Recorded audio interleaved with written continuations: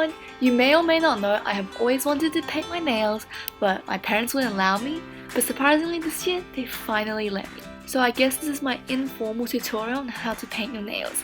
I hope you enjoy it because I definitely had tons of fun. So first I applied a base from OPI. It's from a set called the Lisbon collection, and I'm sorry if I pronounce it wrong, but I'm really bad pronunciating things.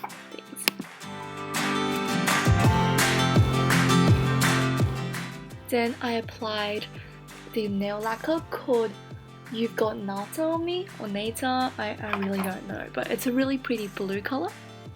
And yes, I did forget I had to have an accent finger, so I rubbed it off and reapplied the silver.